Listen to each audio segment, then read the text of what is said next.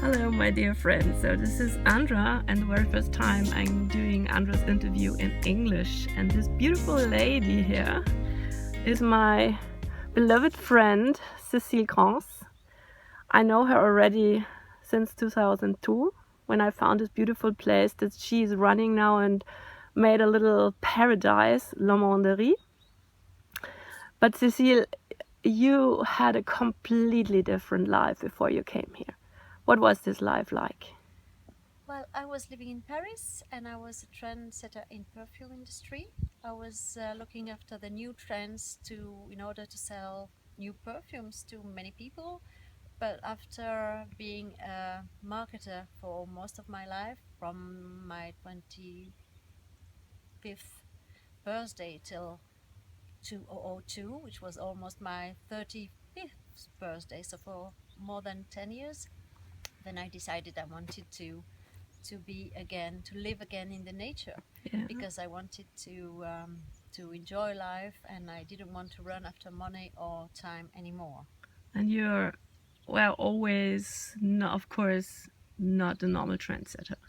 You were somehow always following your ways. And how was it like in Paris when you were not really the, the girl wears Prada woman? Very hard to answer this question.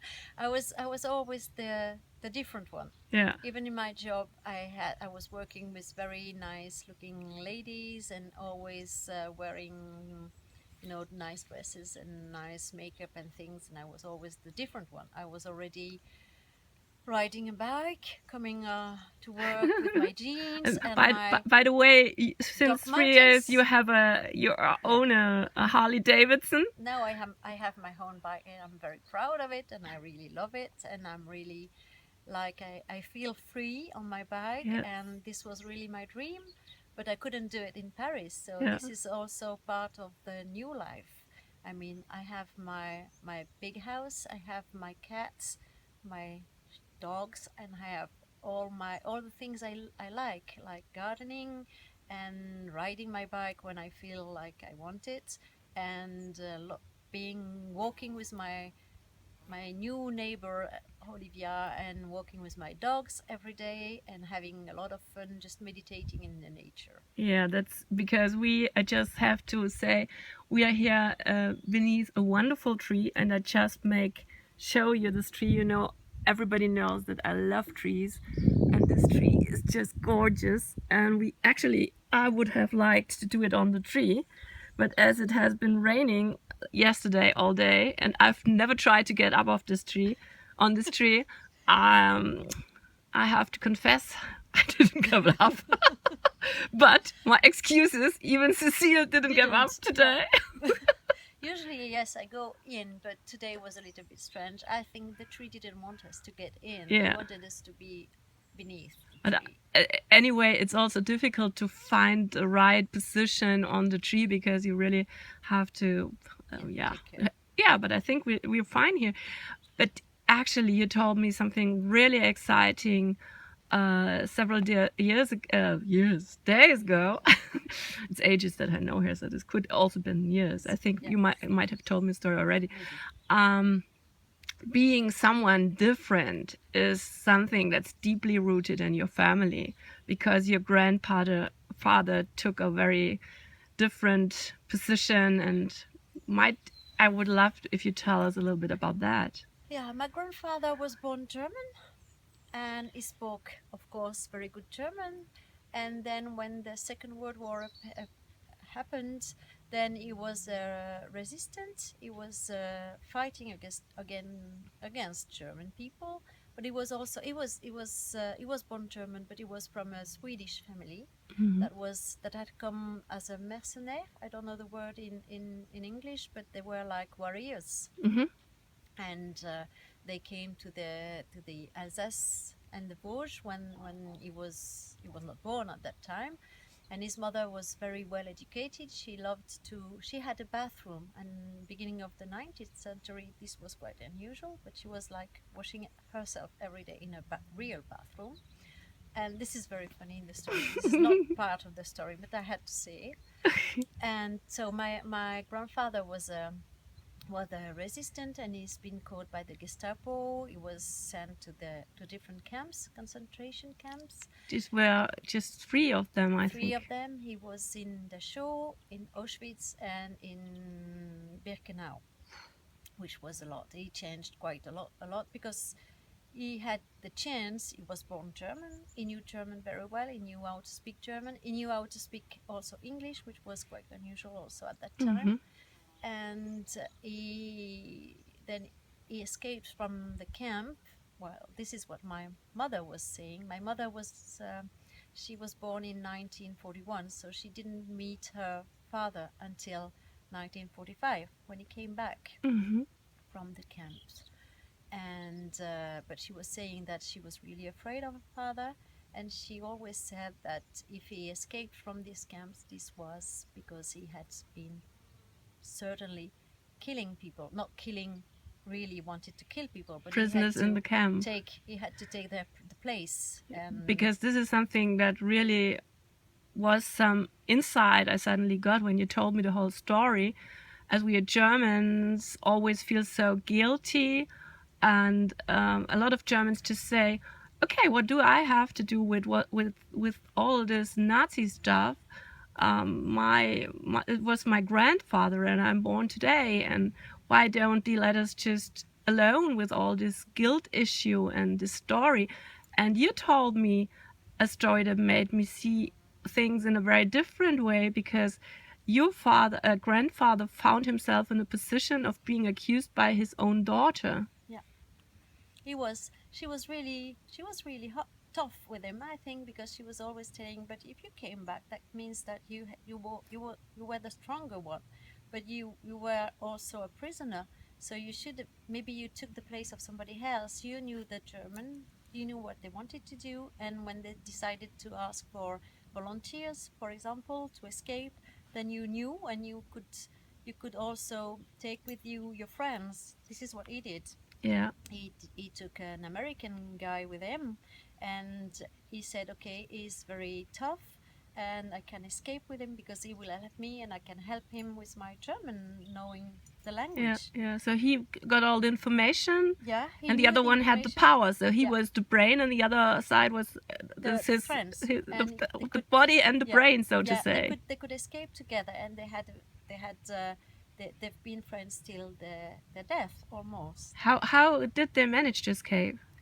Because when they escaped, and they were captured by Swedish army. Again, Swedish is again in our life, because my grandfather's family was coming from Sweden, and then again he was in this Swedish. He was taken to a Swedish camp, and then they kept him and his friend, his American friend, just to make them look better than they were when they escaped, because they were only 30 kilos or something like that. Oh my God. And then in 1945, but long after the end of the war, they came back home, both of them, and then my grandfather had this American cross as a reward, honor, as an honor, cross but of honor. He never told us, because he was not. I don't know whether he was proud of it. I think he was, but he didn't want really to tell, and he didn't want to tell about this story.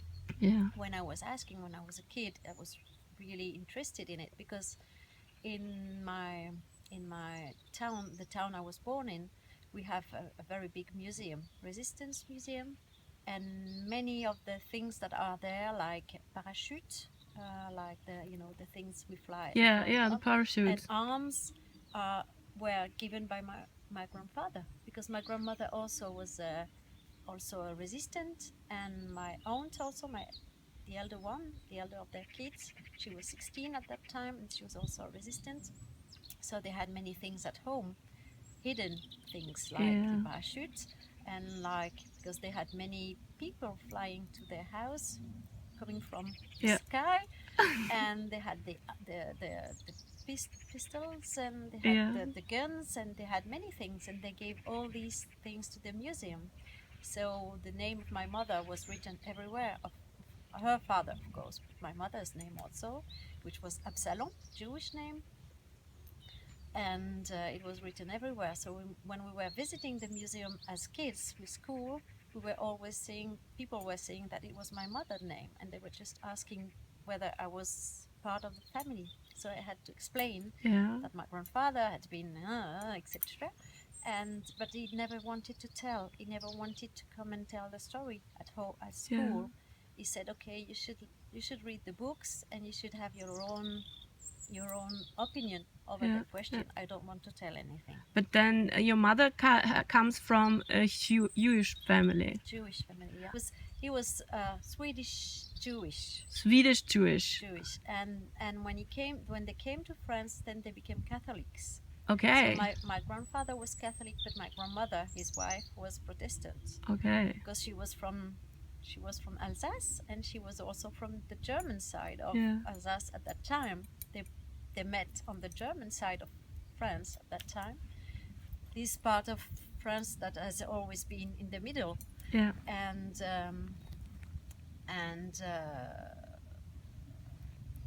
Well, they met at that time, and my mother is the only one of the 4 kids that is Catholic, and her brother and 2 sisters are Protestants. So she was Catholic because her father was already a prisoner when she was born in 1941, and then her mother said, "Okay, we should have her as a Catholic as a father because we never know whether he's coming back or not." So again, there is this being somehow different within the family just due to religion. And what I found so striking is I've never thought of the story that somebody being in a prisoner camp, coming out, would have. Well, what came to my mind when we were discussing was that people who can't let go because they had survived all the horrors of the prisoner camps, they also don't want to let go because they had to do so horrible things, and just being in the position of a victim, pointing your finger to somebody who was the prosecutor, like the Germans, just gives the guilt to the other side. And as soon as you let go, you have to admit also your part in the game. Yeah, but in my family, we never said they were the German were the prosecutor. That's the point. Mm-hmm. Because of also my mother, when at the end of the war, when the American came at her home, she was living in Alsace, and when the American came at her home, she said to her mother, at that time she was 4 years old, and she had a doll, and somehow, I don't know how it happened, but she almost died because of one of the men had a gun, and one of the ball went off and touched the doll, not my mother. Oh. But she said to her mother, "I don't like these German soldiers. I don't like these ones. I prefer the other one." Yeah. But she was also looking like a German little girl. Yeah. And the German soldiers who were at her home were like friends for her. Mm-hmm. They spoke the same language, and they were also looking like her father, but she didn't like the real army men. The soldiers. She said, "I don't like these ones," this is always the story we had at home. So we never thought we were really how would you say, not des étrangers, but you were somehow conflict. different in a conflict with the German people. The German had never been it was more the hierarchies, the institution as such, the structures, the regime that you had. It was really funny because at home we always said, okay, that nos adversaires, the people we were fighting against are not the German, but somehow I don't know. We never said it was the German. Anyway. This whole Nazi issue and story and what happened then, but not the people as such. You running here a bed and breakfast, a chambre d'hôte, a little paradise from my point of view, with your cats and dogs, and your kids meanwhile grew up, because I know kids of Cécile when they were really kids. and now they are young men and young beautiful women. How did you feel about the Germans or the tourists, or how what's your feeling when people come here now? Well, I've never been feeling.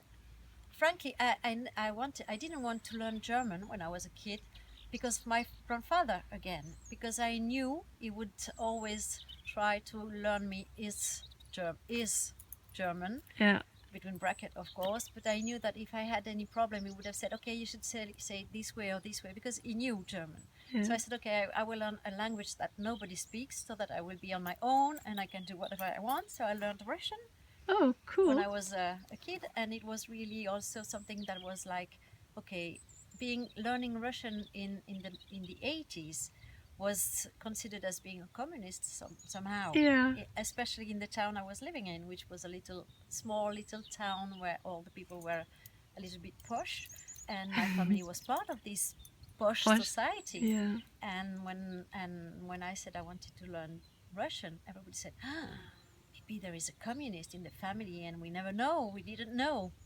So it was always my small rebel Yeah. thing going out. And I was saying, okay, I want to do that because nobody wants me to do it. I really thank you so much You're welcome. doing this interview with me. I know you don't like to No. be on videos. Thank you to you. I hope you will make another interview maybe another time. Yeah, next time I come, we talk about something else. Yes, of course. I love you, Cécile. I really Me love too. you. Thanks a lot.